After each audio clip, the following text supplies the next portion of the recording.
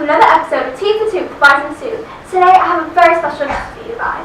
He's a prolific writer of over 50 novels, as well as numerous short stories, plays, essays, teleplays, screenplays, as well as operas. It is with great pleasure that I introduce to you one of the most celebrated writers in our country, Mr. Bradbury. Thank you, Faiza. It's an honor to be here. So, Ray, you wrote a very beautiful book called Something Wicked This Way Comes, and I've actually read it recently, and people have said that it's one of the most serious books they've ever read. So tell me, what exactly is Something Wicked This Way Comes all about? The setting for this novel is in Illinois, and that's where I grew up, in Waukegan, Illinois. And the thing I love about Illinois is that it has a beautiful symbolism to it, the whole town. I love the autumn nights with Halloween coming, the carnival that always comes to town, and the essence of good and evil in a small town where you don't even recognize it.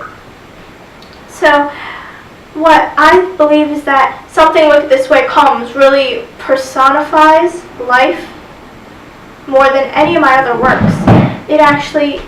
It shows the passing of time, losing friends, and the scary reality of death. And the making of this story is really a story of fate. I was in an art gallery. I saw this picture of a carnival, very scary and very beautiful, and I asked someone how much it cost, and it was $500, and I said, I can't afford it. So I got the number of the artist of the picture and called him and said, if this picture doesn't sell, then I'll pay you how much you would have made for that picture. Because I really wanted the picture, and it reminded me of a topic that I had under my files of ideas that I brainstormed to write about. So when I saw that picture, I thought of the novel, Something Wicked This Way Comes, even before I had written it. I knew what I was going to write when I saw that picture, so I really wanted it. It really inspired me. So a little later, I got a phone call saying, from the artist himself, he said, come over, I got the picture, come and get it. And I was so excited, and a month later I found out that the artist actually took back the picture from the gallery and saved it just to give it back to me. So he actually became the illustrator for 20 of my novels. So it's really just a story of fate, how it all happened, how I met him, and that picture that just really began the story, Something Wicked This Way Comes. Another popular story that you've written that I've read is There Will Come Soft Rains, and about a mechanized house that continues to operate even after the people who live in that house die when a bomb is dropped. And there are no characters in that story, so tell me, how did you actually come up with that idea? After Hiroshima was bombed, I saw a photograph of the side of a house with the shadows of the people who had lived there burned into the wall because of the intensity of the bomb. The people were gone, but their shadows remained, and that photograph affected me so much that I decided to write the story. Okay, so how long exactly do you write for? Oh, a couple of hours. You can do 3,000 or 4,000 words, and that's more than enough for one day. And how has the use of the computer affected your writing? Oh no, not at all, because I don't use it. You never use a computer? I can write faster on a typewriter than a computer. I write 120 words per minute, and you can't do that on a computer. So I don't need anything. That's plenty fast. Basically, you're saying that technology still hasn't caught up with you. Well, if it won't be more efficient than my IBM's electric, then what's the point of buying it? I mean, it's only for corrections, so I type whatever I have to, and then I send it over to my daughter. She puts it on her computer and makes the necessary corrections. So I get the best of two worlds. you received the Medal for Distinguished Contribution to American Letters. How was that for you? How was that experience? It was a wonderful evening, but there was a real problem getting back to my hotel room. The New York hotel that I was in to receive the award was so huge, it filled me with despair. After my stroke, it was hard to walk, and you had to walk 8 flights of stairs or wait 10 minutes for the elevator just to register in the hotel. And then afterwards, when I had to use the restroom, there was a sign that read, nearest restroom in 8 miles. So I was like to someone, Christ, where's the men's room? And someone tried to help me, and they couldn't find one, I couldn't find one. Then afterwards they said, well, there's a palm tree plant right there, why don't you just go over there? And so I had to use that as my bathroom, and no one saw me, I hope.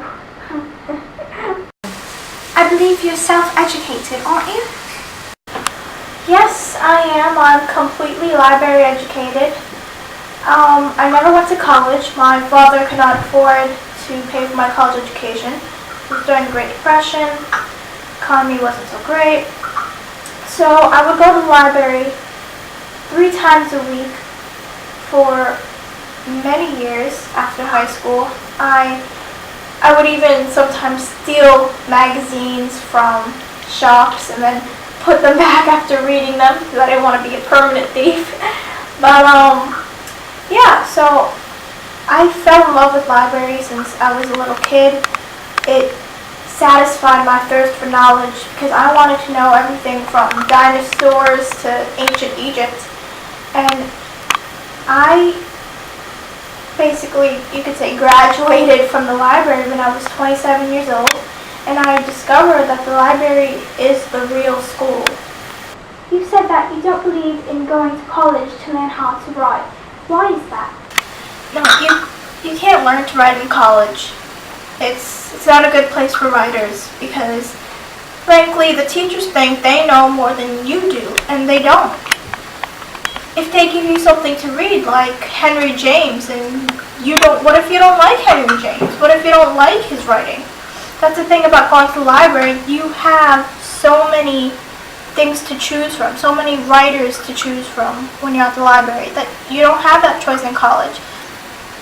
And if you learn how to write from someone, then it's not going to be your own style. So no one can teach you how to write. No one can force you to read and write essays and analyze things that you're not interested in. You've written about all kinds of marvelous machinery. You've written about rocket ships and airplanes, but is it true that you do not drive or fly in any airplanes? No, I've never learned how to drive, and I've never been up in an airplane. The closest I've been to that is on the Goodyear blimp, chasing whales on the coast of California. But I love balloons and blimps because when you cut off the motor for the airplanes, you're in big trouble. What is it about cars exactly that you do not find pleasant? Oh, I don't know. I think I'd be a lousy driver, a murderous driver, as most drivers are, and a danger to themselves and everyone else driving. And most people don't have the courage to admit that to themselves. And then I imagine, after seeing so many people killed in the country, I just wanted to not be part of that. Many times these days, people say that nobody's writing anymore, nobody's publishing anymore. A writer basically can't get started. How do you feel about that? That's not true at all. I mean, today, if you go to a local bookstore, you'll see that people are getting published. I mean, those are one of those intellectual cliches that people are not getting published today. You go to a bookstore, there's a new author every day on the bookshelves. And from what I see it, if you're talented, you will get discovered. I mean, you have to start from somewhere. I remember from my own experience, for a whole 20 years, I wasn't getting published anywhere. I mean, I had to work hard to get my stories published in magazines and later on more magazines and newspapers and finally as books, as novels. So I didn't have an agent. I was my own agent, making $40 a week, the most. So you just have to work your way up, and everything's for the best. If you work hard, you will get your work published if you're really talented and you really want it to happen.